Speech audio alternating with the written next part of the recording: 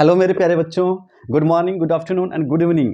उम्मीद करता हूँ सब बच्चे एकदम बढ़िया होंगे यार बच्चों। तो बिल्कुल बहुत अच्छा आप बच्चों का रिस्पॉन्ड आ रहा है और उसके लिए a lot of thanks all of you मेरे प्यारे बच्चों। बिना टाइम वेस्ट किए आप बच्चों का मैं टॉपिक स्टार्ट करता हूँ। आज का लेक्चर होना था बेटा अपना मेथड ऑफ चार्जिंग के ऊपर। आइए स्टार्ट करते हैं मेरे प्यारे बच्चों। ये method of charging, methods of charging है ना बेटा, मेथड्स ऑफ चार्जिंग। मुझे लग रहा है ये साला बहुत ज़्यादा मोटा हो गया है। Methods of charging, it's okay बेटा। अब देखो मेथड्स ऑफ चार्जिंग का मतलब क्या है। अब आपको बेटा बताया गया था कि बेटा किसी भी बॉडी को चार्जिंग का मतलब क्या है, आपको मैंने बताया था बेटा किसी भी बॉडी से या तो इलेक्ट्रॉन अपन बाहर निकाल दे, ठीक है। अगर इलेक्ट्रॉन बाहर निकाल देंगे तो वो बॉडी कैसी चार्ज हो जाएगी रे बेटा, कैसे चार्ज हो जाएगी सर, पॉजिटिव चार्ज हो जाएगी। अगर या फिर इलेक्ट्रॉन दे दो बेटा बॉडी को तो बॉडी कैसी चार्ज हो जाएगी बेटा, इलेक्ट्रॉन दे देंगे तो बॉडी कैसी चार्ज हो जाएगी बेटा, नेगेटिव चार्ज हो जाएगी। मतलब अपन एक भाषा में अपन एक ही लैंग्वेज में अपन बोल के आए थे, transfer of electron, transfer of electron अपन इसको कहेंगे इलेक्ट्रॉन का ट्रांसफर। डिटेल में वीडियो हो चुका है बेटा इसके ऊपर। अच्छा, अब चार्जिंग किसको करेंगे बेटा, एक कंडक्टिंग बॉडी को कि एक नॉन कंडक्टिंग बॉडी को। तो अपने इस पर्टिकुलर इस चैप्टर के अंदर अपने पास में है कंडक्टर। किसके बारे में चर्चा है बेटा, कंडक्टर। और कंडक्टर क्या होता है आप सब बच्चे जानते होंगे। कंडक्टर वो होता है जिसके अंदर से करंट जो है या फिर चार्ज जो है वो इजीली फ्लो हो सकता है। तो ये चार्जिंग के बारे में अपन लोग जानेंगे बेटा। अब देखो तो मेथड्स ऑफ चार्जिंग बेटा पढ़ो, उसमें सबसे पहले आपको क्या चीज नॉलेज में होनी चाहिए, फर्स्ट थिंग जो है वो नॉलेज में होनी चाहिए बेटा कि बेटा transfer of electron, transfer of electron कि इलेक्ट्रॉन का ट्रांसफर हो सकता है, ठीक है। ओनली इलेक्ट्रॉन का ट्रांसफर हो सकता है इन जनरल केस। ये मैंने आपको डिटेल में बताया हुआ बेटा, जनरल केस के अंदर इलेक्ट्रॉन का ट्रांसफर हो सकता है। नंबर वन बात। नंबर टू बात आपको इसमें मालूम होना चाहिए कि कोई भी बॉडी है अगर उससे इलेक्ट्रॉन अपन इमिट कर देंगे या फिर इजेक्ट कर देंगे बेटा इलेक्ट्रॉन को, बॉडी कोई भी बॉडी, तो वो कैसी चार्ज हो जाएगी बेटा, पॉजिटिव चार्ज हो जाएगी। और अगर इलेक्ट्रॉन रिसीव कर लेगी बेटा इलेक्ट्रॉन तो वो बॉडी कैसी चार्ज हो जाएगी, नेगेटिव हो जाएगी। इलेक्ट्रॉन इजेक्ट कर दिया इसका मतलब इलेक्ट्रॉन की क्या हो गई, डिफिशियंसी, इलेक्ट्रॉन्स डिफिशियंसी, ऐसा भी वर्ड मिल सकता है इलेक्ट्रॉन डिफिशियंसी। इलेक्ट्रॉन ले लिए मैंने गेन कर लिए तो axis of electron, axis of electron. बात नंबर दो।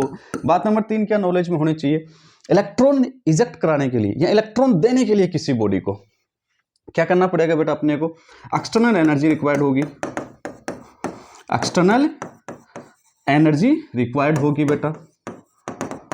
भाई किसी भी चीज को, इलेक्ट्रॉन को न्यूक्लियस ने ऐसे बांध के रखा हुआ है, बोला कि नहीं तेरे को जाने नहीं दूंगी। अगर अपने को उससे छुड़ा के लेके आना है तो बेटा अपने को बाहर से एनर्जी देनी पड़ेगी, इसलिए अपने को एक्सटर्नल एनर्जी, भाई ये एनर्जी की अपने को रिक्वायरमेंट होगी। ये फिनोमिना थोड़े थोड़े आपके नॉलेज में होने चाहिए। और क्या फिनोमिना नॉलेज में होना चाहिए, एक और बता दूं बेटा। अब ये जो एक्सटर्नल एनर्जी है ना बेटा, ये एक्सटर्नल एनर्जी है, इसकी क्या क्या फॉर्म हो सकती है बेटा एक्सटर्नल एनर्जी की बेटा ना।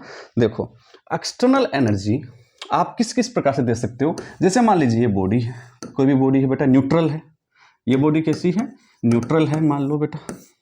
इसको आपने इसके ऊपर गिरा दी लाइट, क्या गिरा दी बेटा, लाइट एनर्जी,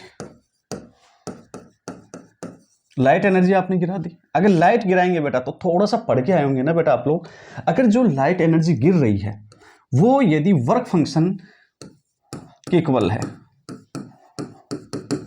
वर्क फंक्शन के इक्वल है, फाई नॉट के इक्वल है, या फिर फाई नॉट से क्या है ज्यादा है, इंसिडेंट एनर्जी EI है ना बेटा। इंसिडेंट एनर्जी जो है वो अगर ग्रेटर देन बेटा ग्रेटर देन इक्वल टू अगर फाई नॉट है तब वो बेटा इलेक्ट्रॉन इमिट होता है। सर इसको कहाँ पढ़ते हैं हम लोग, इसको dual nature of radiations and matter में पढ़ते हो। और लाइट गिरा करके अपने घर की छत पर नहीं लगे होते क्या बेटा, सोलर प्लेट जिसको अपन बोलते हैं, उसके ऊपर सन की लाइट गिरती है, गिरने से क्या होता है, वर्क फंक्शन के बराबर या फिर वर्क फंक्शन से वो एनर्जी ज्यादा होती है।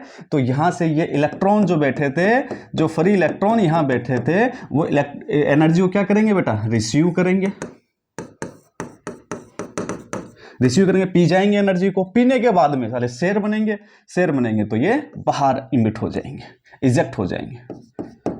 इलेक्ट्रॉन क्या हो जाएंगे, इजेक्ट, मतलब बाहर निकल जाएगा। अगर बाहर निकल जाएगा तो यहाँ पे क्या आ जाएगा, ये इलेक्ट्रॉन अगर बाहर निकल गया तो यहाँ पे पॉजिटिव, जहाँ पे इलेक्ट्रॉन अपनी जगह छोड़ देता है वो जगह कैसी हो जाती है, पॉजिटिव बेटा। इसी प्रकार से अगर यहाँ पे लाइट गिरेगी तो ये वाला इलेक्ट्रॉन एनर्जी लेगा और इजेक्ट हो जाएगा, तो यहाँ पे कैसा आ जाएगा, पॉजिटिव आ जाएगा बेटा चार्ज।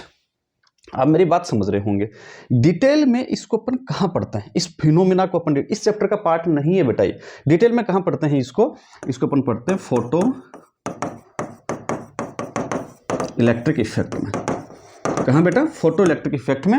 हिंदी के अंदर अपन इसको कहेंगे प्रकाश विद्युत प्रभाव के फिनोमिना में अपन इसको डिटेल में पढ़ते हैं। तो ये भी एक चार्जिंग का मेथड है बेटा अपने पास में। डिटेल में मैं नहीं जा रहा हूँ कि थ्रेशोल्ड फ्रीक्वेंसी है, थ्रेशोल्ड वेवलेंथ है, दहली तरंग दैर्ध्य है, दहली आवर्ती है, उसका लाइट होना चाहिए, वो सब चीज़ें डिस्कस नहीं कर रहा हूँ क्योंकि वो इसका पार्ट है। इसलिए जब पढ़ेंगे तो अपन लोग डिस्कशन करेंगे बेटा।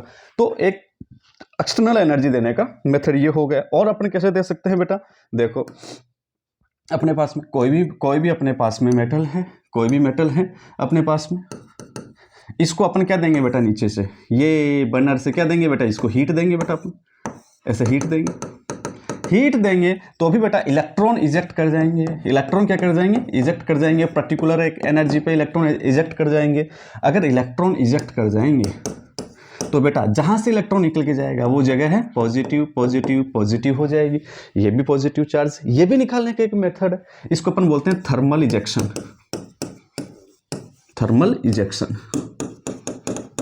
थर्मल इजेक्शन अपन इसको बोलते हैं, है ना। थर्मल एनर्जी दे करके इलेक्ट्रॉन का इजेक्शन करना बेटा। अच्छा, और मेथड, बहुत से मेथड है अपने पास में। High electric field, a very high electric field. High electric field के अंदर, हाइट नहीं है, I am sorry, high electric field है बेटा अपने पास में। इसके अंदर अपन ने रख दिया बेटा एक मेटल। क्या रख दिया मेरे प्यारे बच्चों, एक मेटल बेटा। क्या होगा, एक हाई इलेक्ट्रिक फील्ड अगर होगा तो आपको मालूम है, अभी इस चैप्टर में अपन आगे पढ़ेंगे, इलेक्ट्रिक फील्ड अगर लगता है तो इलेक्ट्रॉन जो होते हैं वो किधर मूव करना स्टार्ट कर देते हैं। जो इसमें जो फ्री इलेक्ट्रॉन पड़े हैं वो किधर मूव करना स्टार्ट कर देते हैं, in the opposite direction of electric field, विद्युत क्षेत्र की विपरीत दिशा में। ये इलेक्ट्रॉन इधर मूव करेंगे, इजेक्ट, एक पर्टिकुलर इलेक्ट्रिक फील्ड पे, हाई इलेक्ट्रिक फील्ड पे इजेक्ट कर जाएंगे। अगर ये इलेक्ट्रॉन यहाँ से निकल गया था ना तो यहाँ पे मेरे प्यारे बच्चों जहाँ से इलेक्ट्रॉन निकल जाएगा वो कैसा हो जाएगा रे बेटा, पॉजिटिव, पॉजिटिव, पॉजिटिव हो जाएगा, पॉजिटिव हो जाएगा। तो ये भी एक मेथड है, हाई इलेक्ट्रिक फील्ड अप्लाई करके इलेक्ट्रॉन्स को बाहर निकालना। ये भी एक मेथड है बेटा अपने पास में, ठीक है। इसको अपन इलेक्ट्रिक फील्ड इमिशन बोल देते हैं।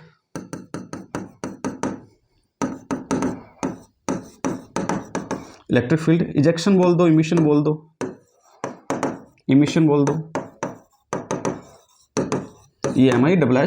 इमिशन बोल दो बेटा, एक ही बात है। इलेक्ट्रिक फील्ड लगा करके इलेक्ट्रॉन्स को बाहर निकालना, ये भी एक अपने पास में मेथड है। सर और method, there are many method. मतलब ये हुआ सिंपल कि बेटा सॉरी, किसी भी बॉडी से इलेक्ट्रॉन अगर निकालना है तो अपने को एक्सटर्नल एनर्जी जरूरत पड़ेगी बेटा, है ना।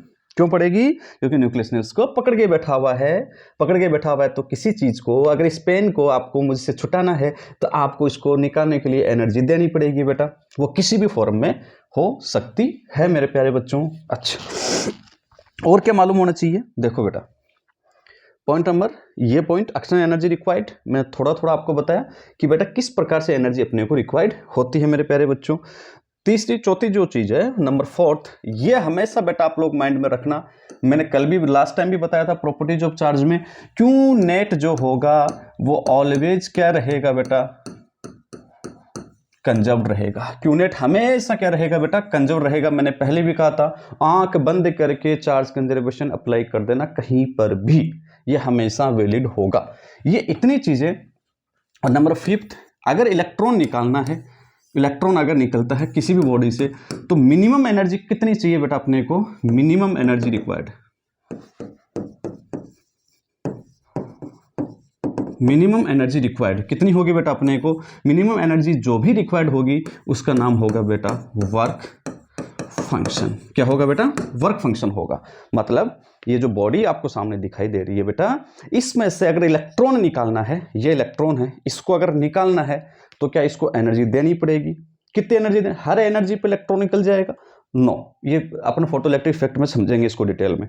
नहीं, वर्क फंक्शन या फिर वर्क फंक्शन से ज्यादा एनर्जी अपने को इसको देनी पड़ेगी, तब वो इलेक्ट्रॉन बाहर निकल के जाएगा बेटा। Minimum amount of energy required to eject an electron from a metal body known as work function. Sir क्या बोल गए, समझ में नहीं आया? किसी भी बॉडी से इलेक्ट्रॉन को बाहर निकालने के लिए कम से कम कितनी एनर्जी अपने को चाहिए, उसी का नाम है वर्क फंक्शन बेटा, इन शॉर्ट। ओके मेरे, तो हर एक के लिए वर्क फंक्शन चाहिए। इलेक्ट्रॉन सबसे पहले किस में से निकलेगा? मान लीजिए कि ये बॉडी ए है, ये बॉडी है बेटा अपने पास में बी, किससे इलेक्ट्रॉन निकलेगा? तो ये अपन बिल्कुल नहीं बता सकते देख करके किस बॉडी से इलेक्ट्रॉन निकलेगा। अपने को वर्क फंक्शन दिया हुआ होगा, अगर work function phi A less than phi B, क्या मतलब हुआ? इसका मतलब ये हुआ कि इस बॉडी का वर्क फंक्शन कम है, इस बॉडी का वर्क फंक्शन ज्यादा है। मतलब इस बॉडी से इलेक्ट्रॉन निकालने में एनर्जी कम खर्च होगी, इस बॉडी से इलेक्ट्रॉन को इजेक्ट कराने में, बाहर निकालने में एनर्जी क्या होगी? ज्यादा रिक्वायर्ड होगी। तो अगर दोनों को अगर अपना अमाउंट दें, सेम अमाउंट दें, तो बेटा इलेक्ट्रॉन अगर दोनों को मैं ऐसे रब करूं, मान लो सपोज दैट रब करूं, तो किससे इलेक्ट्रॉन जल्दी निकलेंगे? जिसका वर्क फंक्शन कम होगा, क्योंकि ये वाला है, इसमें 2 जूल एनर्जी दी, इलेक्ट्रॉन इमिट हो गया। इसको 5 जूल देने पे भी नहीं होता है। Is it possible? यस, अलग अलग बॉडी का वर्क फंक्शन अलग अलग होता है मेरे बेटे। तो फर्स्ट इलेक्ट्रॉन किस में से निकलेगा? फर्स्ट इलेक्ट्रॉन जो होगा, जल्दी इलेक्ट्रॉन किस में से निकलेगा? जिसका वर्क फंक्शन क्या होगा? कम होगा। फाई ए जिसका कम होगा, उसमें से जो इलेक्ट्रॉन जो है वो क्या होगा? जल्दी इजेक्ट होगा, जल्दी इजेक्ट हो जाएगा। ये सब चीजें आपको नॉलेज में होनी चाहिए मेरे प्यारे बच्चों, है ना? इतनी चीजें और कंडक्शन के अंदर अभी अपन जान लेंगे बेटा, 1-2 चीज और आएंगे बेटा। तो चलो बेटा, अपने इस सिलेबस में जो मेथड ऑफ चार्जिंग है वो कितने प्रकार से हैं? 3 टाइप से है बेटा, ठीक है। 3 टाइप कौन कौन सा है? पहला मैं टाइप लेके चल रहा हूं बेटा, मैं जो अपने पर्टिकुलर अपने सिलेबस के अंदर होता है। जेईई नीट देख लो, अपना एनसीईआरटी देख लो बेटा। और एनसीईआरटी में इस बार इंडक्शन को रिमूव आउट कर दिया गया है बेटा। जो नया जो सिलेबस, जो रिड्यूस होकर जो सिलेबस आया है, उसमें जो इंडक्शन मेथड है उसको रिमूव आउट कर दिया गया है। बट आपको अपने कॉम्पिटिटिव एग्जामिनेशंस के लिए आपको आना चाहिए बेटा। तो पहला मेथड अपन जान रहे हैं और उसका नाम है कंडक्शन मेथड या फिर फ्रिक्शन मेथड कर लो। Charging by friction, charging by friction या रबिंग, ठीक है। देखो सुनिए, चार्जिंग बाय फ्रिक्शन या रबिंग। किसी भी बॉडी को चार्ज कैसे करेंगे? फ्रिक्शन के द्वारा या फिर रबिंग के द्वारा। रबिंग का मतलब फ्रिक्शन मतलब घर्षण, रबिंग का मतलब रगड़ना बेटा। रगड़ करके अपने इलेक्ट्रॉन बाहर निकालते हैं, वो कहलाता है अपना फ्रिक्शन या रबिंग मेथड बेटा। क्या होता है सर इसमें? कुछ नहीं होता यार, बहुत इजी सा मेथड है। देखो मेरे प्यारे बच्चों, क्या मेथड है? It is very simplest. अगर आप बच्चों ने बहुत बचपन में एक एक्सपेरिमेंट किया होगा ना, कौन सा? कि एक स्केल ली, उस स्केल को किसी जो साथ वाला है उसके स्केल लेकर के उसके बालों पे से रब किया, आपने ऐसे रब किया, खींच के रब करने के बाद में, और आप उन्हीं को उसी स्केल को बालों के पास में लेके गए ऐसे, तो वो बाल ऐसे खड़े हो जाते थे, ऐसे खड़े हो जाते थे बाल। तो क्या करते थे? बोला देख मेरा जादू देख, है ना। वो जादू कुछ नहीं, वो एक इलेक्ट्रोस्टैटिक का पार्ट है। या फिर आप ऐसा भी करते होंगे, उसको रब किया अच्छे से और कागज के जो छोटे छोटे जो पीसेज है, टुकड़े जो हैं, उन टुकड़े के पास में लेके गए, वो टुकड़े फटाक से उसे चिपक जाते हैं बेटा। तो बोलते थे जादू देखो, मेरा जादू देखो। बेटो जो जादू नहीं, वो जो है एक्चुअली में वो आपका बॉडी चार्ज करने का एक मेथड है, और वही रबिंग मेथड है बेटा अपना। शायद समझे होंगे क्या होता है बेटा इसके अंदर। बहुत कुछ होता है यार। देखो बेटा, अभी मैं इस बोर्ड पे लिख पा रहा हूँ, बात समझिएगा। अगर मैं इस पे लिख पा रहा हूँ तो छोटी क्लास में अपन पढ़ गए थे, या फिर क्लास 11th में भी जो मैकेनिक्स है उसमें पढ़ गए थे कि अगर मैं इस पेपर के ऊपर लिख पा रहा हूँ, ऐसे लिख पा रहा हूँ पेपर के ऊपर, मैं बोर्ड के ऊपर छाप पा रहा हूँ, किसकी वजह से? Due to friction. पढ़ गए थे बेटा आप लोग, बिल्कुल सही था वो वहाँ तक के नॉलेज में। वो फ्रिक्शन की वजह से आप उसको लिख पाते हो। लेकिन यहाँ पे आप ये कह सकते हो कि मैं एक इसके अंदर जो कॉन्सेप्ट जो लगा है वो इलेक्ट्रोस्टैटिक्स का कॉन्सेप्ट लगा है और चार्जिंग का कॉन्सेप्ट इसके अंदर लगा है। कैसे? आओ बच्चों समझिएगा। मान लो कि बेटा मेरे पास में ये दो बॉडी है, ठीक है। ये बॉडी ए है मेरे पास में और ये बॉडी मेरे पास में बी है बेटा, ठीक है, और दोनों ही न्यूट्रल है। सर न्यूट्रल हो जरूरी थोड़ी है, नहीं कोई जरूरी नहीं है बेटा, दोनों ही बॉडी न्यूट्रल है बेटा अपने पास में। ठीक है भाई, मतलब Q net equal to 0, Q B equal to भी 0, दोनों का 0 है बेटा नेट चार्ज। ये अपना एक सिस्टम हो गया, सिस्टम ऑफ टू बॉडीज हो गया। पैक कर दूं, येलो पैक कर दिया बेटा, आइसोलेटेड सिस्टम हो गया। मैंने क्या किया, अच्छा एक चीज और दे रखी है कि phi A less than phi B, phi A less than phi B का मतलब ए का जो वर्क फंक्शन है वो बी के वर्क फंक्शन से क्या है, कम है। अगर दोनों बॉडीज को मैं रब करूं, है ना, रब का मतलब ये रहा एक बॉडी, ये बॉडी ए, ये बॉडी बी, दोनों को मैंने रब किया। हथेलियां गर्म हो जाती है ना बेटा, आप रब करते हो, रगड़ते हो दोनों हाथों को ऐसे, तो क्या होता है बेटा, गर्म हो जाता है ना बेटा हाथ। बिल्कुल वही कि आप एनर्जी दे रहे हो बेटा एक्चुअली के अंदर। दोनों को रब करेंगे बेटा तो क्या होगा, जब रबिंग के लिए क्या, रगड़ने के लिए क्या दोनों का आपस में कांटेक्ट होना जरूरी है। यस सर, दोनों का आपस में होना, कांटेक्ट होना जरूरी है। ये बॉडी ए, ये बॉडी बी, और आप इनको क्या कर रहे हो, रब कर रहे हो बेटा ऐसे, है ना, रबिंग, रबिंग कर रहे हो, on rubbing, on rubbing, rubbing कर रहे हो। तो क्या होगा बेटा, एनर्जी मिलेगी, ऐसे रब करोगे हीट मिलती है, इसको भी एनर्जी मिलेगी, इसको भी एनर्जी मिलेगी। अच्छा एनर्जी अगर मिलेगी, इलेक्ट्रॉन पिएगा, इलेक्ट्रॉन अगर पिएगा एनर्जी तो बाहर निकलेगा बेटा, अगर वर्क फंक्शन के बराबर एनर्जी मिल गई तो। अब अपने क्या बोला कि ए का वर्क फंक्शन जो है बी से कम है, तो क्या होगा, ए से इलेक्ट्रॉन निकलेगा, पहले इलेक्ट्रॉन किससे निकलेगा, जिसका वर्क फंक्शन कम होगा, कम वर्क फंक्शन से इसमें जाएगा इलेक्ट्रॉन, ये लो बेटा इलेक्ट्रॉन एस, ये लो बेटा, ये ट्रांसफर हो गया इलेक्ट्रॉन का, किससे ट्रांसफर हुआ, ए से बी में। सर बी से ए में भी हो सकता है क्या, बिल्कुल बेटा हो सकता है, बी से ए में भी हो सकता है। वर्क फंक्शन जिसका कम है उससे पहले इलेक्ट्रॉन निकलेगा। अगर जहां से इलेक्ट्रॉन निकला वो बॉडी कैसी बेटा, सर वो बॉडी तो पॉजिटिव हो जाती है, वो बॉडी कैसी होगी बेटा, पॉजिटिव होगी। जो बॉडी रिसीव करेगी वो बॉडी नेगेटिव, नेगेटिव हो गई बेटा। समझ पा रहे हो, दोनों बॉडीज को अगर मैं सेपरेट कर दूं बेटा मैं, तो क्या देखने को मिलेगा, ये जो है ए, ये बॉडी ए, और इसके आफ्टर दैट ये बॉडी क्या है बेटा अपने पास में बी, इस पे चार्ज कैसा आ गया, पॉजिटिव, और इस पे चार्ज कैसा आ गया बेटा, नेगेटिव। बेटा समझ ही गए होंगे हुआ कैसे, ये इलेक्ट्रॉन ऐसे ट्रांसफर हुआ था, इलेक्ट्रॉन से ट्रांसफर हुआ था। जरा ध्यान से देखो, अगर इसमें से एक इलेक्ट्रॉन निकलेगा तो इसमें एक पॉजिटिव एक नेगेटिव, एक पॉजिटिव एक negative, positive negative, positive negative, जितना इस पे पॉजिटिव उतना ही इस पे नेगेटिव चार्ज आएगा बेटा। एक अभी एक इलेक्ट्रॉन निकलेगा तो इस पे एक पॉजिटिव, इस पे एक नेगेटिव, दो इलेक्ट्रॉन निकलेंगे तो इस पे दो पॉजिटिव, इस पे दो नेगेटिव बेटा, तीन निकलेंगे तो तीन पॉजिटिव तीन नेगेटिव, मतलब जितना इस पे पॉजिटिव चार्ज आएगा उतना ही इस बॉडी के ऊपर कौन सा चार्ज आएगा बेटा, नेगेटिव चार्ज आएगा। बात समझ रहे हो, उतना इस पे नेगेटिव चार्ज आएगा। बॉडी को रब करने से पहले दोनों का मिलाकर के नेट चार्ज कितना था इस सिस्टम का, Q A plus Q B equal to कितना था बेटा, दोनों का मिलाकर के 0 था। अब चार्ज कितना है इस सिस्टम का,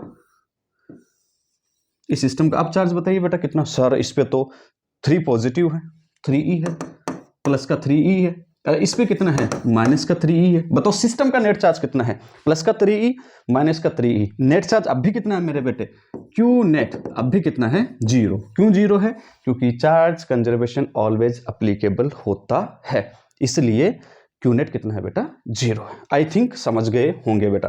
तो रबिंग मेथड में क्या होता है, दो ऑब्जेक्ट को, दो बॉडीज को जब आपस में रब किया जाता है तो रब करने पर जिस बॉडी का वर्क फंक्शन कम होता है उससे इलेक्ट्रॉन निकल करके जिस बॉडी का वर्क फंक्शन ज़्यादा होता है उसमें चले जाते हैं। इसलिए जिस बॉडी से निकलता है बेटा इलेक्ट्रॉन इजेक्ट होता है वो बॉडी पॉजिटिव हो जाती है, जिस बॉडी पर जाता है उस पर उतना ही नेगेटिव चार्ज आ जाता है।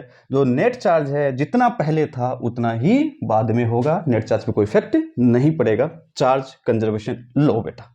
आई थिंक फ्रिक्शन मेथड पल्ले पड़ा होगा बेटा। अब नंबर 2 है बेटा अपना, हाँ मेथड्स ऑफ, हाँ चार्जिंग बाई, ये इंपॉर्टेंट है बेटा, इट्स इंपॉर्टेंट, ये इंपॉर्टेंट है। चार्जिंग बाई कंडक्शन, कंडक्शन बोल दो बेटा, चार्जिंग बाई कॉन्टैक्ट बोल दो, और चार्जिंग बाई चेक कनेक्शन बोल दो, चेक कनेक्शन करके। इन सब चीज़ों का एक ही मतलब है, मैं बताता हूँ क्या मतलब है इन सब चीज़ों का। देखो रेड वाला लेने दो, अच्छा दिखता है बच्चों को रेड वाला। चार्जिंग बाई कंडक्शन, दो बॉडी जो होंगी उनको कंडक्शन कॉन्टेक्ट में ला करके, क्या ला करके, कॉन्टेक्ट में। तो सर कॉन्टेक्ट में तो पहले भी थी ये बॉडी और ये बॉडी, दोनों बॉडी पहले भी कॉन्टेक्ट में थी। ए बॉडी, ये बी बॉडी फ्रिक्शन मेथड में भी कॉन्टेक्ट में थी, बिल्कुल से कॉन्टेक्ट में थी। क्या कॉन्टेक्ट में लाने से ही बॉडी चार्ज हो गई थी क्या? नहीं, दोनों न्यूट्रल थी, आपने दोनों क्या किया बेटा, फ्रिक्शन किया, एक से इलेक्ट्रॉन निकला दूसरी में गया, ये पॉजिटिव ये नेगेटिव बेटा, ऐसा हुआ था। इस बार अपन जो है कोई किसी प्रकार का फ्रिक्शन नहीं करेंगे, दोनों के बीच में कोई फ्रिक्शन नहीं होगा बेटा। अपन सिंपल क्या करेंगे, दोनों बॉडी को कॉन्टेक्ट में लेके आएंगे, ये बॉडी ए ये बॉडी बी, हो सकता है दोनों बॉडी न्यूट्रल हो सकता है एक बॉडी चार्ज हो एक बॉडी अनचार्ज हो, एक बॉडी पे चार्ज हो और एक बॉडी पे चार्ज नहीं हो सकता है दोनों बॉडीज के ऊपर चार्ज प्रेजेंट हो बेटा अपने पास। तीनों केस हो सकते हैं, 1 बाय 1 समझना, अच्छा है, इंपॉर्टेंट है बेटा, यहां से क्वेश्चन भी पिकअप होता है, ध्यान से देख लेना बेटा। या फिर कनेक्शन, अब यहां तो मैं कॉन्टेक्ट में लेके आया बेटा, ये बॉडी ए और ये बॉडी बी, ये मान लो चार्ज है ये अनचार्ज है, दोनों कॉन्टेक्ट में लेके आया बेटा इस समय, ठीक है, बिल्कुल सर, बहुत अच्छी बात है। इलेक्ट्रॉन कांटेक्ट में लाने से बॉडी चार्ज होगी, कैसे होगी अभी समझते हैं। या फिर कनेक्शन कर दो, कनेक्शन का मतलब ये लो बेटा, ये बॉडी ए ये बॉडी बी, इनको किससे जोड़ दिया, एक वायर से मैंने जोड़ दिया, ऐसे वायर से जोड़ दिया बेटा, ठीक बात है। अब बेटा ना बेटा कॉन्टेक्ट में या कनेक्शन के अंदर एक जो चीज है वो अपने को सबसे पहले जो आनी चाहिए, वो कौन सी चीज है, देखो 2-3 चीजें, फिर मैं डिटेल के अंदर जाऊंगा, क्वेश्चंस भी कराऊंगा बेटा, और बढ़िया क्वेश्चन इसमें से निकल के आएगा, ध्यान से इसको समझना बेटा। देखो यार बेटा एक बात बताओ मुझे, है ना, एक रूम है बेटा, ये मान लो कि अपना एक रूम है, एक रूम ये है बेटा अपने पास में, एक अपने पास में रूम ये 2 रूम है बेटा अपने पास में। ये भाई साहब चल जाओ यार, ऐसे नखरे मत करो। ये 2 रूम है बेटा अपने पास में। अब अच्छा एक बात बताओ यार बेटा, आप लोगों ने बहुत अच्छे से ढंग से देखा होगा ना बेटा, बहुत अच्छे ढंग से, मान लो ये रूम नंबर ए ये रूम नंबर बी बेटा, थर्मोडायनामिक्स का रूल पढ़ गए होंगे, थर्मोडायनामिक्स थोड़ा कम समझ में आता है इसलिए मैं ये वाला एग्जांपल ले रहा हूँ। मान लो कि बेटा ये पानी का भरा हुआ है, ऐसे देखो घर का एग्जाम्पल देखना जो अपन एक्चुअली में घर में करते हैं। ये लो बेटा, ये पानी से फुल भरा हुआ है, ये मान लो कि खाली है, अपनी भाषा में ये फुल चार्ज हो गई बॉडी, ये बॉडी क्या होगी, अनचार्ज हो गई बेटा। ये रूम पानी का फुल भरा हुआ है, ये मान लो कि यहाँ पे कुछ लगा दो यार, ऐसे प्रेशर की लगा दो बेटा, ये लो, इसको खोलने का, ऐसे खोलने बंद करने का बेटा। मान लो इसको आपने ओपन कर दिया, क्या कर दिया, ओपन कर दिया, क्या होगा रे बेटा, जनरल सोच के देखो क्या होगा। एक रूम फुल पानी का भरा हुआ है, जो पास वाला रूम है वो पानी से आधा खाली है, आधा भरा हुआ हो सकता है, ठीक है, खाली हो सकता है, कैसे भी कंडीशन हो सकती है। ये रूम फुल भरा हुआ है, जिस रूम में आप बैठे हो वो रूम फुल पानी से भरा हुआ है, जो पास वाला रूम है वो एकदम खाली है। दोनों को आपने पाइप से जोड़ दिया, पाइप से एक आपने जोड़ दिया दोनों को, क्या होगा, पानी जो होगा इस रूम से निकल के उस रूम में जाएगा, ऐसे पानी इस रूम से निकल के उस रूम में जाएगा। कब तक जाएगा कब तक जाएगा बेटा, तब तक पानी जाएगा, तब तक पानी जाएगा बेटा। देखो आप बच्चों को जनरली मालूम है कब तक पानी जाएगा, तब तक पानी जाएगा बेटा जब तक कि दोनों रूम के अंदर पानी का जो लेवल है वो इक्वल नहीं हो जाता। दोनों में पानी का लेवल क्या नहीं हो जाता बेटा, इक्वल नहीं हो जाता, तब तक पानी का फ्लो होता है। समझिएगा बात को, बॉडी ए बॉडी बी, मालूम है बेटा जनरल चीज़ है। ये फुल पानी से भरा हुआ है, पास वाला रूम पानी से आधा खाली है, दोनों को पाइप से जोड़ दिया आपने, तो पानी जो है वो किस से किस में ट्रांसफ़र होगा, जिसमें पानी ज़्यादा है, हाई प्रेशर वाले से लो प्रेशर वाले में पानी चल के जाएगा। कब तक जाएगा, जब तक कि ये मान लो रूम इसका पानी का लेवल ये रूम इसका पानी का लेवल ये। अब क्या होगा एक्चुअली में होगा, ये दोनों को जैसे पाइप से जोड़ दोगे तो क्या होगा, इसमें से पानी निकलेगा ज़्यादा वाले में से कम वाले में जाएगा, तो क्या होगा, कम वाले का लेवल बढ़ेगा, लेवल पानी का लेवल बढ़ेगा, इसका लेवल कम होगा, तो कुछ ऐसा होगा, इसका कम हो रहा है इसका बढ़ रहा है। और जैसे ही दोनों बराबर होंगे पानी का flow stop, flow of water stop, flow of water नहीं होगा बेटा। अब अपने ये साइंस में कहाँ काम में आएगी ये वाली चीज, देखो बेटा इसमें जो लेवल है ना, लेवल ये तो कहलाएगा बेटा पोटेंशियल। सर पोटेंशियल तो पढ़ा नहीं, आ जाएगा बेटा, पोटेंशियल भी कहलाएगा बेटा। ये जो लेवल है इसमें 0 लेवल है तो इसका मतलब इसका पोटेंशियल 0 है बेटा, ठीक है। जो पानी का अमाउंट है, अमाउंट ऑफ वाटर, वो कहलाएगा अपना चार्ज, क्या कहलाएगा बेटा, चार्ज कहलाएगा बेटा। इसका भी चार्ज कितना है मेरे बेटे, 0 है, क्यों बराबर 0 है बेटा इसका। अच्छा अब क्या होगा, क्या बोलोगे, समझिएगा बात को, समझिएगा बात को। अब ये पानी हाई प्रेशर से लो प्रेशर में जा रहा है, तो यहाँ पे साइंस की लैंग्वेज में क्या बोलो, क्या इसका लेवल कम हो गया, इसका लेवल बढ़ गया, पहले जीरो था, इसका लेवल बढ़ गया, इसका लेवल कम हो गया बेटा, डिक्रीज हो गया, किसका पोटेंशियल डिक्रीज हो गया, इसका पोटेंशियल इंक्रीज हो गया बेटा।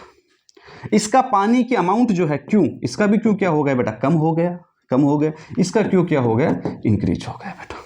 तो समझो पानी का फ्लो इस रूम से उस रूम में कब तक होता है, जब तक कि दोनों रूम में पानी का लेवल, अमाउंट नहीं बेटा, पानी का लेवल बराबर नहीं हो जाता है, तब तक पानी का फ्लो होता है। और उस लेवल का अपने नाम क्या रखा है, जो लेवल है उस लेवल का नाम क्या रखा है बेटा, अपने पोटेंशियल। हिंदी में बेटा लिख दूं मैं विभव, क्या है बेटा ये विभव। जब तक कि दोनों में पोटेंशियल का लेवल बराबर नहीं हो जाता तब तक बेटा चार्ज का फ्लो होता है। मतलब पहले दोनों का इसका पोटेंशियल ज्यादा था, इसका पोटेंशियल कम है, जैसे ही दोनों को अपन एक वायर के थ्रू कनेक्ट करेंगे तो तब तक चार्ज का फ्लो होगा। क्या यहाँ पे फ्लो किसका होगा, चार्ज का।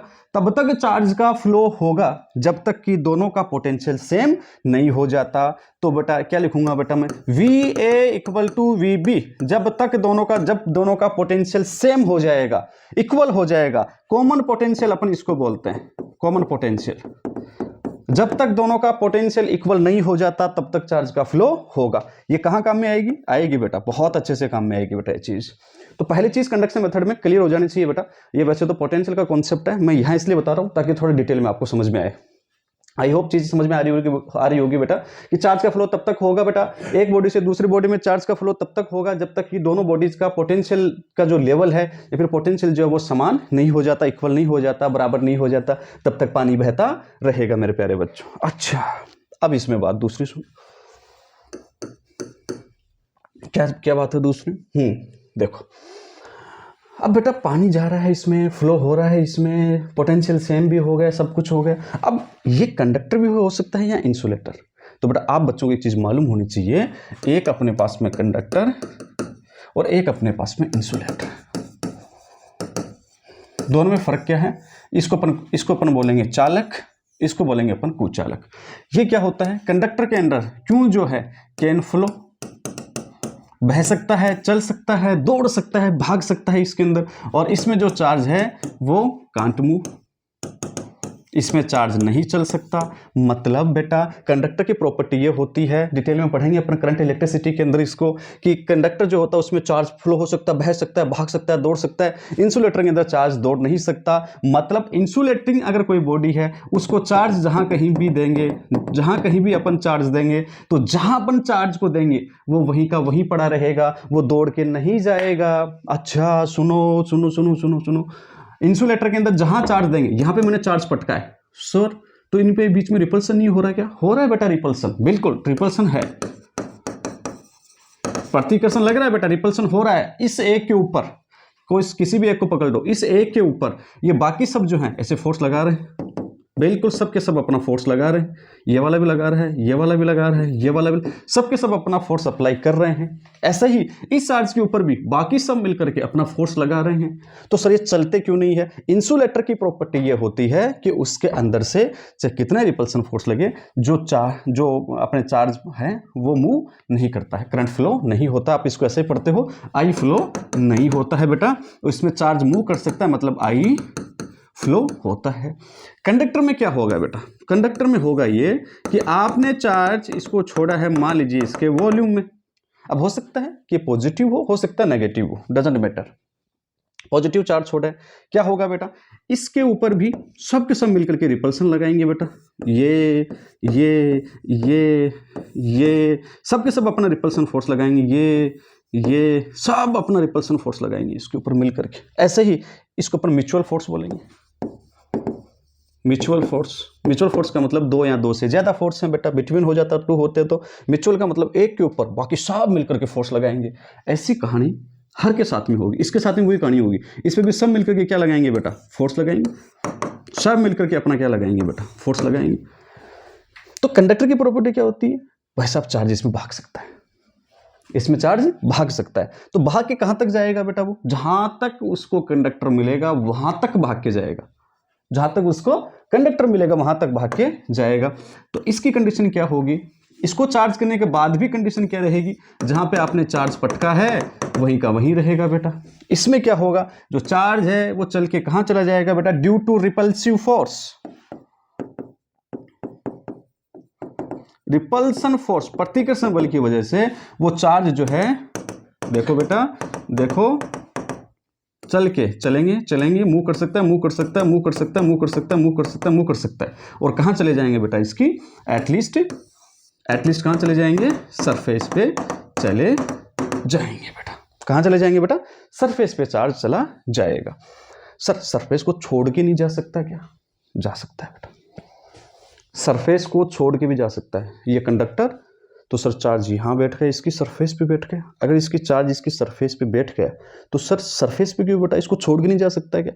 मैंने क्या कहा, चार्ज को जहां तक कंडक्टर मिलेगा वहां तक वो चल के जाएगा। अब ये कंडक्टर, यहां तक इसको कंडक्टर मिला, यहाँ पे आके बैठ, अब आगे क्या है, एयर है, जो एक एयर क्या है, इंसुलेटिंग है, इसलिए एयर के अंदर वो चल के नहीं जाता है। तो सर फिर बिजली कैसे गिरती है, अगर एयर के अंदर चार्ज नहीं चलता है तो फिर बिजली कैसे गिरती है बेटा। उसका जवाब ये है कि चार्ज जो है वो इसकी कंडक्टर की सरफेस को छोड़ के भी जा सकता है। इज इट पॉसिबल, तो आंसर है यस, ये पॉसिबल है। कब होता है ऐसा, तो ये पोटेंशियल वाले चैप्टर में डिटेल में पढ़ाएंगे कि अगर इस मैटर का, इस कंडक्टर का पोटेंशियल, चार्ज देंगे तो पोटेंशियल आएगा बेटा, अगर इसका पोटेंशियल जो है वो इतना ज्यादा हो गया, इतना ज्यादा स्ट्रांग हो गया कि वो एयर का जो इंसुलेटिंग है उसको तोड़ करके चला जाता है। ऐसे ये जैसे गोली होती है ना बेटा, जैसे गोली, क्या इस दीवार से गोली जा सकती है, तुम अगर स्लो कम स्पीड में आएगी तो इसे कोलाइड होके टकरा के वापिस आ जाएगी, या फिर थोड़ी सी स्पीड ज्यादा होगी तो इसके अंदर धंस जाएगी दीवार के, और ज्यादा होगी तो थोड़ी और ज्यादा अंदर धंस जाएगी, और ज्यादा होगी तो इस दीवार को तोड़ के हॉल बनाते हुए बाहर निकल जाएगी। तो गोली जा तो सकती है। ठीक वैसे ही जो कंडक्टर के ऊपर चार्ज होता है वो इसको छोड़ के जा सकता है, जब इसको अपन बोलते हैं बेटा, ये जो है ना चार्ज जो है, ये एयर का जो बैरियर पोटेंशियल होता है उससे क्या होगा, इसका मान ज्यादा अगर हो गया छोड़ के जा सकता है। बट इन जनरल केस ये सरफेस पे रहता है। जनरल केस के अंदर अपन जो स्टडी करेंगे वो कहां तक रहेगा, चार्ज इसकी सरफेस पे, इसको सरफेस को छोड़ के नहीं जाएगा, मतलब एयर का जो इंसुलेटिंग है उसको नहीं तोड़ेगा, ब्रेकअप नहीं करेगा, उसका ब्रेकडाउन नहीं करेगा। Is it clear. तो यहां से जनरल चीज समझ में आनी चाहिए, ये वाली जो चीज है इंसुलेटर के अंदर जहां पे चार्ज पटकोगे वहीं रहेगा, और कंडक्टर में चार्ज चल के सरफेस पर चला जाएगा। सरफेस का आपको मैंने रीजन बता दिया बेटा। तो अब मैं स्टार्ट कर सकता हूं बेटा कॉन्सेप्ट। अच्छा, इसके अंदर एक चीज और बताऊं, अगर मेरे प्यारे बच्चों तुम इंटरेस्टेड हो ना तो मैं आपको एक चीज बताऊं, अगर चार्ज जो है वो सरफेस पे बैठा है, अपन इसको पढ़ेंगे गाउस लॉ के अंदर पढ़ेंगे, या फिर नेक्स्ट टॉपिक के अंदर आपको पढ़ा देंगे। अगर चार्ज सरफेस से बैठा है तो सरफेस चार्ज डेंसिटी का कॉन्सेप्ट लेते हैं, सरफेस चार्ज डेंसिटी, जिसको अपन सिग्मा बोलते हैं, हिंदी में बोलेंगे बेटा इसको ये मैंने चार्ज लिख दिया, सरफेस चार्ज डेंसिटी। थोड़ा डिटेल में समझिएगा बेटा, सरफेस चार्ज डेंसिटी, हिंदी में बोलेंगे इसको पृष्ठ आवेश घनत्व, पृष्ठ आवेश घनत्व सिग्मा अपन बोलते हैं, और सिग्मा इक्वल टू होता है क्यू बटे ए बेटा। अब बेटा आप लोगों को, आप बच्चों ने किसी बुक से या फिर कहीं से पढ़ा होगा कि कंडक्टर को अपन चार्ज देते हैं ना तो वो चल के इसकी सरफेस पे आ जाता है, बिल्कुल आ जाता है, और आप ये पढ़ते हो कि ये यूनिफॉर्मली डिस्ट्रीब्यूट हो जाता है।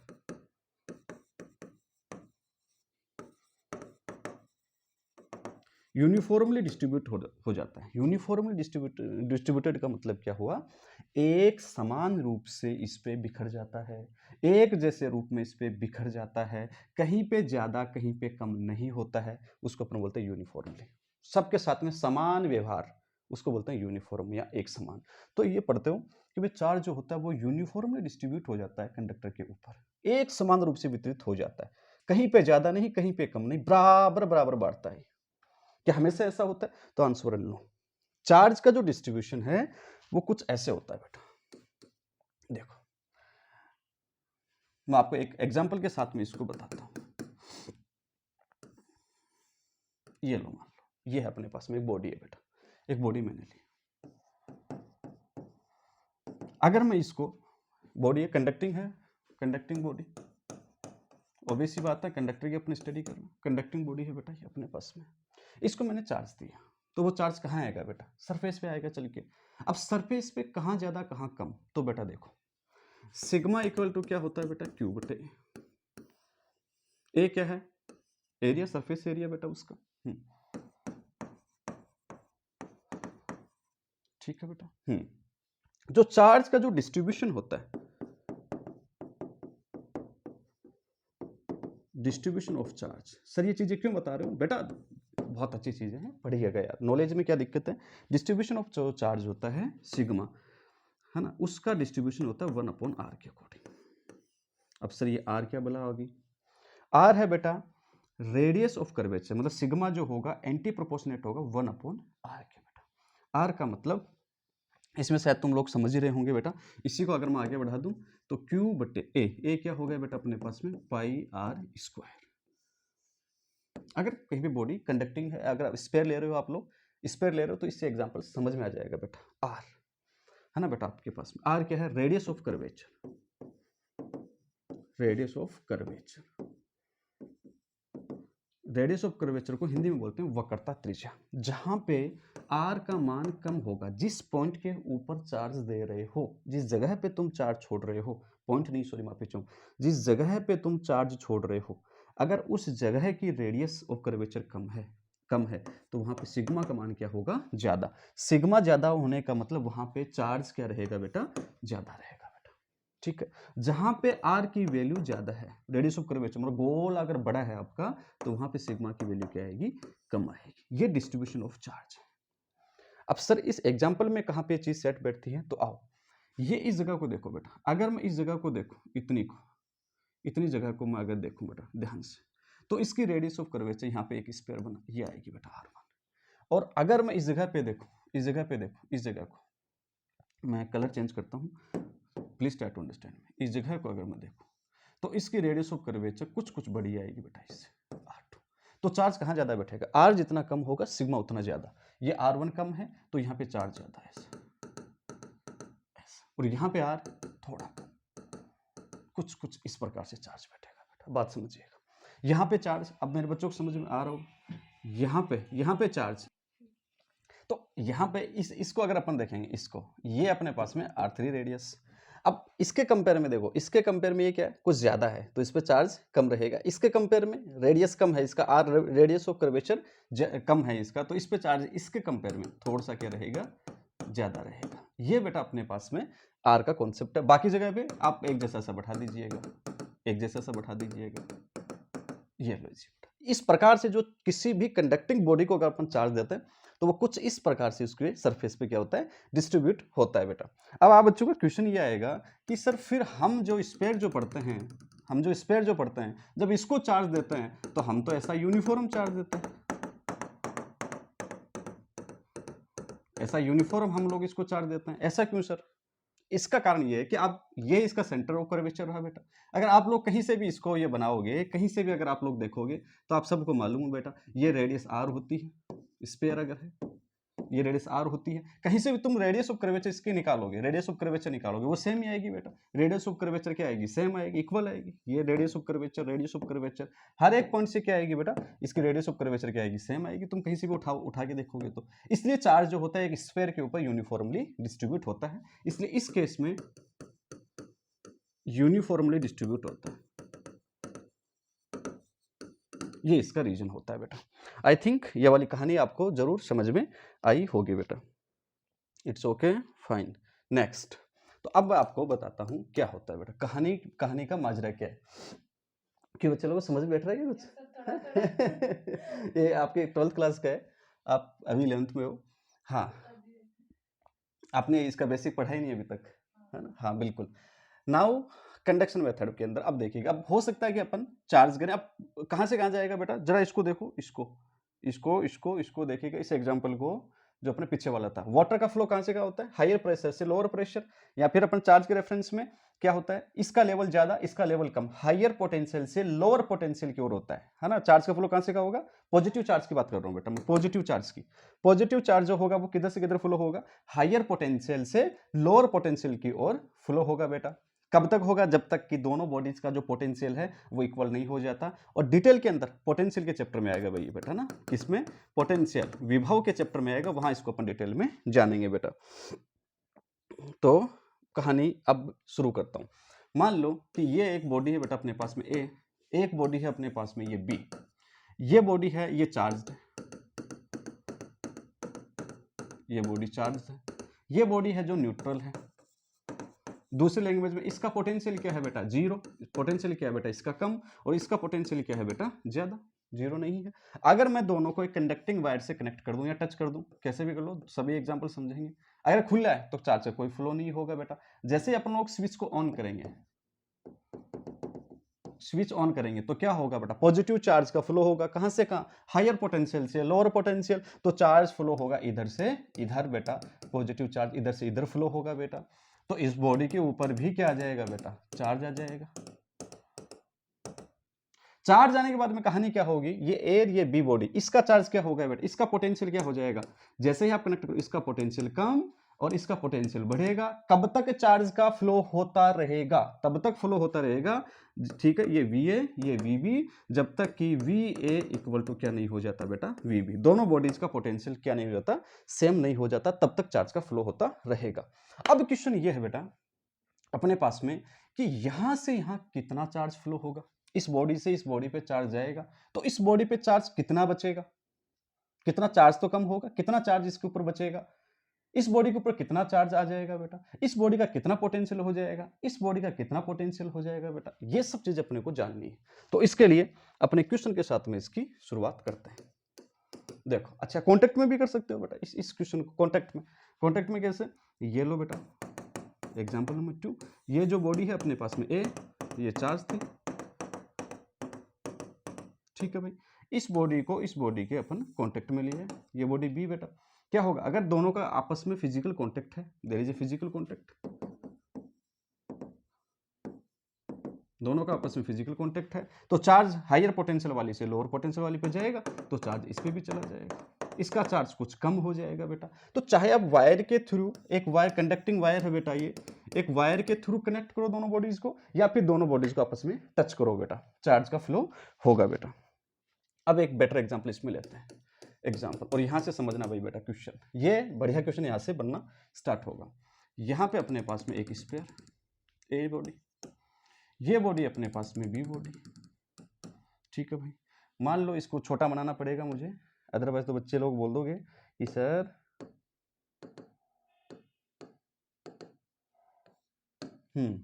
इसको मैं थोड़ा सा छोटा बना देता हूँ इस बॉडी को।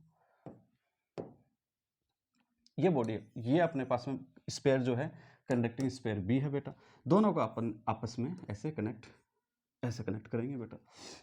इस पे चार्ज है पॉजिटिव ले लो नेगेटिव ले लो, डजंट मैटर बेटा।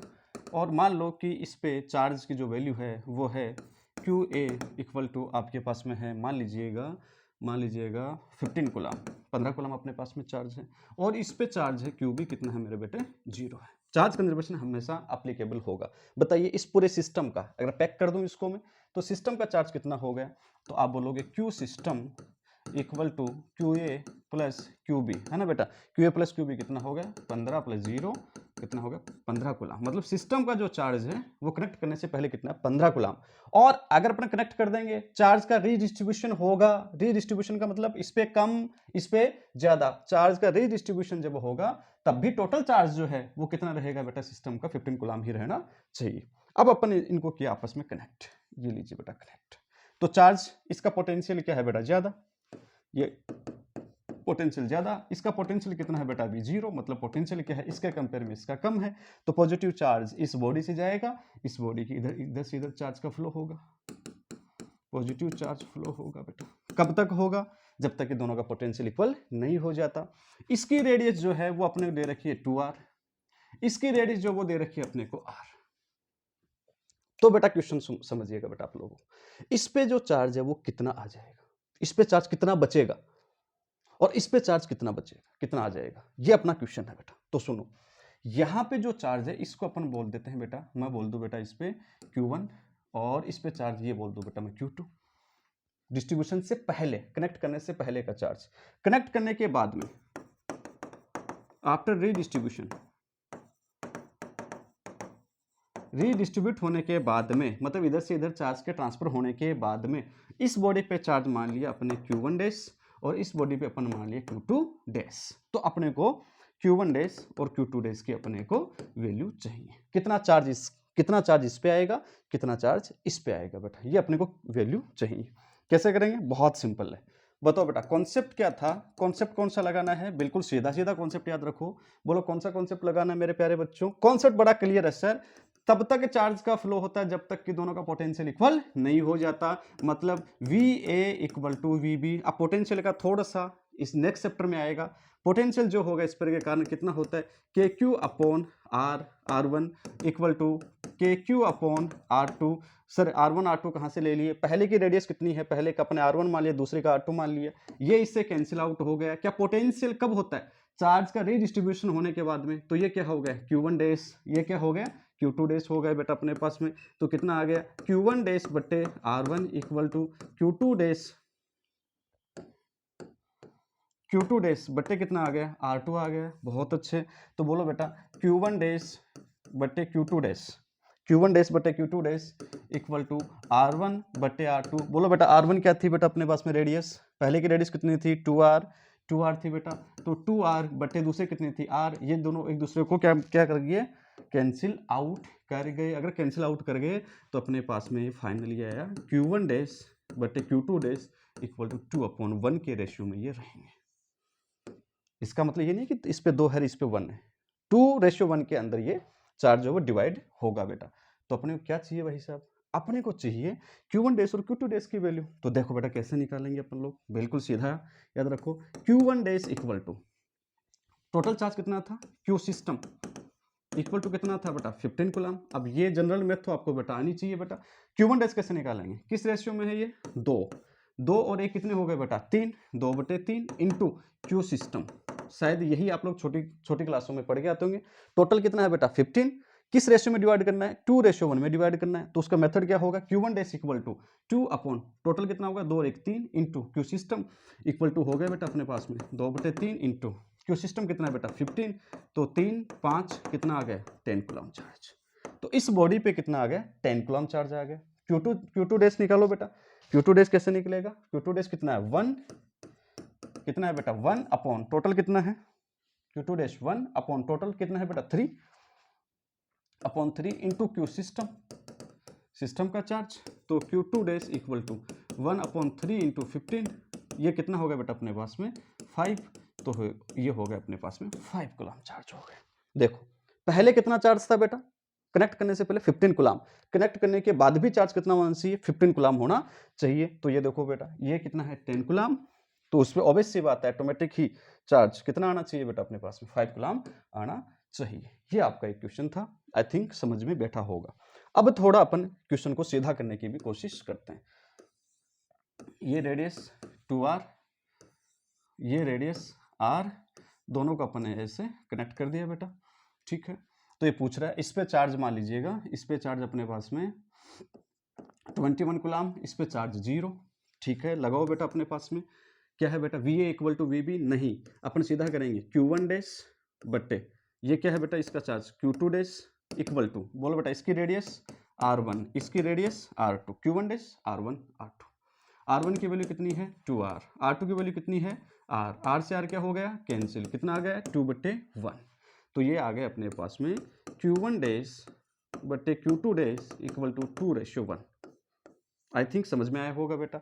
Q1 डैश कैसे निकालेंगे बेटा, Q1 डैश इक्वल टू, बोलो Q1 डैश कितना है 2 अपॉन टोटल कितना होगा 2 और 1 3 इंटू Q सिस्टम कितना चार्ज है, सिस्टम का चार्ज कितना है Q सिस्टम इक्वल टू 21 + 0 कितना हो गया 21 कूलम। सिस्टम का चार्ज 21 इंटू 21 तो कितना हो गया 7, तो कितना आ गया 14 कूलम चार्ज आ गया। Q2 डैश कितना आएगा, Q2 डैश इक्वल टू, बोलो Q2 डैश कितना किस रेशियो में 1/3 इंटू Q सिस्टम 21 कितना हो गया बेटा 7, तो ये कितना आ गया 7 कूलम चार्ज अपने पास में आ गया। ऐड कर लीजिएगा बेटा दोनों को, जितना पहले चार्ज था उतना ही बाद में 14 और 7 कितना होगा 21 कूलम। आई थिंक समझ में आया होगा। दिमाग में बैठ रहा है क्या बच्चों के? समझ में आया? ये 12th का हो गया, समझ में बैठ गया, इट्स गुड। अब ये कोई गारंटी थोड़ी है बेटा कि इस पे 20 कूलम चार्ज ही हो, इस पे चार्ज 0 ही हो, ये तो कोई गारंटी नहीं है, दोनों पे भी चार्ज हो सकता है। ले लो बेटा वो एग्जांपल भी ले लो, 2R, शाबाश, ये कितना है बेटा अपने पास में R, इस पे ले लीजिएगा आप लोग 21 कूलम और इस पे माइनस का 3 कूलम चार्ज, ये लीजिए बेटा। अब अपन करेंगे, बोलो सबसे पहले अपन लिखेंगे क्यू सिस्टम। बोलो क्यू सिस्टम कितना है, 21 कूलम प्लस -3 कूलम, स्केलर है तो विथ साइन आएगा बेटा, तो कितना होगा बेटा अपने पास में 18 कूलम। टोटल चार्ज कितना आ गया बेटा 18 कूलम। पॉजिटिव भी आ सकता है, नेगेटिव भी आ सकता है, अगर ये -21 था तो -18 आ जाता, कोई खास बात नहीं थी। 18 कूलम अपने पास में चार्ज आ गया। अच्छा तो अब चलो आगे की कहानी बेटा, वही है Q1 डैश बटे Q2 डैश इक्वल टू, बोलो बेटा अब सीधे लिख दो Q1 डैश, इसका चार्ज, इसकी रेडियस कितनी है 2R, इसकी रेडियस कितनी है R, R से R मर गया, कितना आ गया 2/1। बहुत अच्छे, खूबसूरत खूबसूरत। तो बेटा Q1 डैश को बांट दो बेटा अब, तो Q1 डैश इक्वल टू कितना आ गया 2 अपॉन टोटल कितना हो गया बेटा 3 इंटू क्यू सिस्टम, ठीक है 2/3 इंटू सिस्टम में कितना था 18, तो कितना हो गया बेटा 6, कितना हो गया 12 कूलम चार्ज। Q2 डैश बोलो बेटा, Q2 dash equal to, Q2 dash कितना है बेटा 1 अपॉन कितना हो गया 3 इंटू टोटल कितना था बेटा 18, कितना हो गया 6, तो कितना हो गया ये अपने पास में 6 कूलम चार्ज हो गया। और ऑब्वियस सी बात है होना भी चाहिए, क्यों, इसलिए होना चाहिए क्योंकि टोटल कितना था 18, इस पे कितना आ गया 12 है, तो ऑब्वियस सी बात है इसमें 6 कूलम ही चार्ज आएगा, जितना पहले था उतना ही बाद में होना चाहिए, जितना इनिशियली था टोटल उतना ही फाइनल भी होना चाहिए, इसलिए बराबर आ जाएंगे बेटा। आई होप इस क्वेश्चन से समझ में आ गया होगा।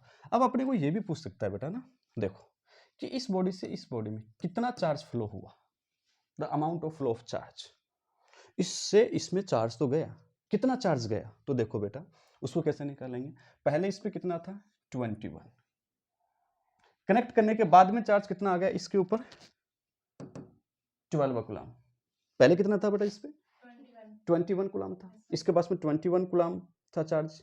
मान लीजिए इसमें पानी 21 लीटर था इसके पास में, अभी पानी कितना बचा इसके पास में है 12 बचा, तो कितना पानी चला गया 21 था और ये 12, पहले 21 था इसके पास में, फिर कितना आ गया इसके, मेरे पास में पानी था पहले 21 लीटर और अब मेरे पास में पानी बचा है 12 लीटर, तो कितना पानी चला गया है 6 लीटर, 6 कूलम चला गया। मतलब यहाँ पे कितना चार्ज फ्लो हुआ, पहले कितना था इस बॉडी के ऊपर 21 कूलम चार्ज था, फिर कितना आ गया इस पे 12 कूलम, तो कितना चार्ज फ्लो हो गया 21 माइनस 12, तो कितना हो गया बेटा ये 21 में से 12 जाएगा 6 बचेगा 9 कूलम चार्ज, समझ रहे हो 9 कूलम चार्ज इसके पास में रहेगा, समझ पा रहे हो 9 कूलम चार्ज फ्लो हो रहा है बेटा इससे, it's okay fine. I think ये वाला कॉन्सेप्ट जो है पूरा का पूरा आपको बिल्डअप हुआ होगा।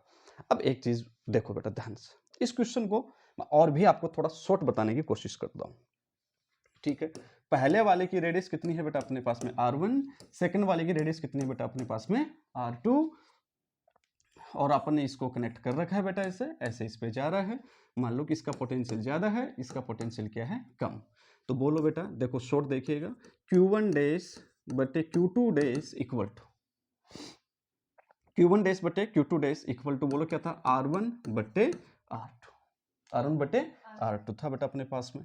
क्यू सिस्टम चार्ज था बेटा, टोटल चार्ज क्यू सिस्टम अपने पास में था। अब Q1 डैश को डिवाइड कर दो, वही मेथड लगाओ, Q1 डैश इक्वल टू कितना आएगा, ये कितना है R1 बट्टे इन दोनों का एडिशन 2/1, ऐसे तो डिवाइड किया था बेटा आपने 2 और 1 3, तो इसका चार्ज कितना है 2, टोटल कितना हो 2 और 1 3, तो आपने ऐसे तो किया था बेटा इसको, तो नीचे आ जाएगा R1 प्लस R2 2 और 1 3 इंटू क्यू सिस्टम, ये याद रख लो, ये लो ऐसा याद रख लो, चाहे सीधा फॉर्मूला याद रखना चाहो तो सीधा फॉर्मूला याद रखना चाहो तो Q2 डैश कितना आ जाएगा, Q2 डैश बोलो बेटा Q2 डैश कितना है R2 के रेशियो में है बट्टे टोटल चार्ज, शाबाश R1 प्लस R2 इंटू क्या जाएगा, Q सिस्टम आ जाएगा। आप लोग इस प्रकार से भी इसको याद रख सकते हो। सर यहां से एक बात जो आएगी ना इंपॉर्टेंट, वो कौन सी है?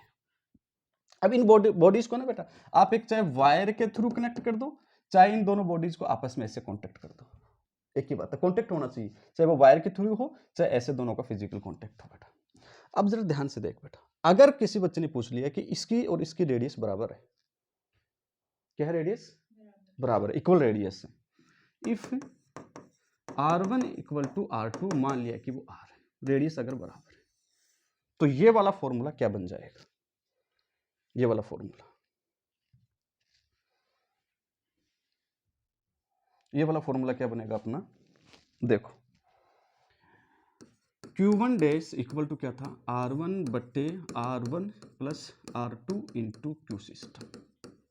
बोलो बेटा ये भी कितना हो गया R, ये R और R कितना हो गया 2R इंटू क्या है Q सिस्टम, R से R कैंसिल, तो Q1 डैश कितना आ गया बेटा अपने पास में, शाबाश, Q system divided by 2, Q system divided by 2।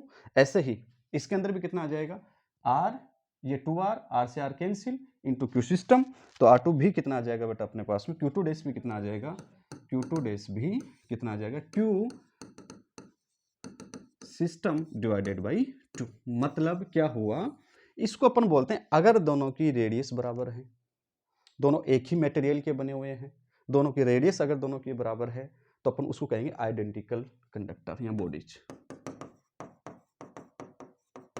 Identical, identical का मतलब एक जैसे, जिनका एक ही मटेरियल से बने हुए हो और जिनकी रेडियस भी क्या हो, सेम हो, उनको अपन बोलेंगे आइडेंटिकल।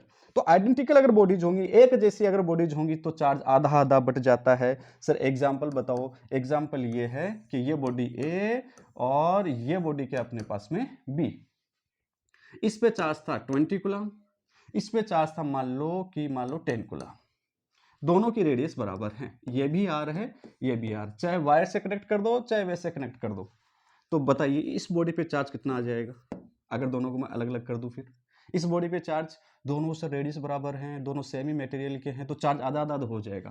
क्यू सिस्टम बोलो कितना था, क्यू सिस्टम ये कितना था 20, ये कितना था 10, तो कितना था 30 कूलम, आधा आधा कर दो, एक जैसे हैं आधा आधा, इस पे कितना आ जाएगा, हाँ सिस्टम का आधा हो जाएगा, हाँ 15 कूलम, इस पे भी 15 कूलम चार्ज आ जाएगा, सीधा सीधा लिख सकते हो आप, ये Q1 डैश की वैल्यू और ये Q2 डैश की वैल्यू, आधा आधा चार्ज बढ़ जाएगा, सीधी सी बात है। चाहे आप कनेक्ट कर दो चाहे वैसे कर दो चाहे वैसे कर दो, ऐसे आपस में मिला दो चाहे वायर के थ्रू इनको कनेक्ट कर दो। अच्छा इस पे एक क्वेश्चन हो जो बच्चों को बड़ा कंफ्यूजन होता है, रेडियस आर, ये भी रेडियस आर, इस पे चार्ज है माइनस का 10 कूलम, इस पे चार्ज है प्लस का 20 कूलम, बोलो सिस्टम का चार्ज टोटल चार्ज बोलो कितना है, माइनस का 10 प्लस का 20, तो कितना रह गया अपने पास में, प्लस का 10 कूलम चार्ज हो गया बेटा अपने। अब जब दोनों को अपन कनेक्ट करके ऐसे अलग अलग कर देंगे, नाके नाके दोनों को कर देंगे, तो इस पे Q1 डैश और इस पे Q2 डैश, क्या दोनों आइडेंटिकल हैं, बिल्कुल आइडेंटिकल का केस है। अगर आइडेंटिकल का अगर केस है अपने पास में, तो चार्ज क्या हो जाएगा आधा, कितना था सिस्टम का चार्ज 10 कूलम, तो इस पे कितना आ जाएगा 5 कूलम, इस पे भी ये Q2 डैश की वैल्यू और ये Q1 डैश की value. I hope conduction method जो है वो बहुत ही अच्छे ढंग से, बेहतरीन ढंग से आप बच्चों को दिमाग में पल्ले पड़ा होगा, ठीक है। Last and third one method कौन सा है, last one method, that's your induction method. कौन सा मेथड, इंडक्शन मेथड। अब इंडक्शन मेथड जो है, टाइम कितना कितना होगा टाइम, 59 मिनट हो गए, नहीं क्लासेस का टाइम हो गया क्या, 9:43, ठीक है। इंडक्शन मेथड जो है बेटा, मैं इसको आपको एक जो है, जो आपको जो मेथड्स ऑफ चार्जिंग है, जो इंडक्शन मेथड है, इसका एक्सप्लेनेशन मैं नेक्स्ट लेक्चर के अंदर करता हूँ, क्योंकि अभी ऑफलाइन क्लास है, तो ऑफलाइन क्लास मुझे अटेंड करना ज़रूरी है। ये बच्चे लोग घर पे आए हुए बैठे हैं, तो मुझे ऑफलाइन क्लास थोड़ा सा अटेंड करना ज़रूरी है, और जो है इसका एग्जाम्पल और साथ में इनका प्रैक्टिकल मैं आप बच्चों के लिए बहुत जल्द ही ये तो वीडियो जो है इंडक्शन मेथड का तो कल ही आ जाएगा बेटा आपके पास में। तो कल नेक्स्ट लेक्चर में अपन क्या पढ़ेंगे, मेथड ऑफ चार्जिंग का इंडक्शन मेथड में अभी छोड़ के जा रहा हूँ बेटा। और इसके साथ में अपना जो नेक्स्ट जो आएगा इसमें अपना आ जाएगा इलेक्ट्रिक फोर्स। इलेक्ट्रिक फोर्स के बारे में अपन जानेंगे, जिसको अपन कुलाम बल भी बोलते हैं, कुलाम फोर्स भी अपन बोलते हैं, इलेक्ट्रोस्टैटिक भी फोर्स अपन बोलते हैं, इलेक्ट्रोस्टैटिक फोर्स भी अपन बोलते हैं बेटा इसको, स्थिर वैद्युत बल भी अपन इसको बोलते हैं। तो कल का जो नेक्स्ट लेक्चर आएगा इंडक्शन मेथड, इलेक्ट्रिक फोर्स या इलेक्ट्रोस्टैटिक फोर्स के ऊपर अपन डिटेल में पढ़ेंगे बेटा। और साथ में परसों 2 या 3 दिन के अंदर अंदर ये जो मेथड ऑफ चार्जिंग है इनके ऊपर कोई ऐसा प्रैक्टिकल, कोई ऐसा एक्सपेरिमेंट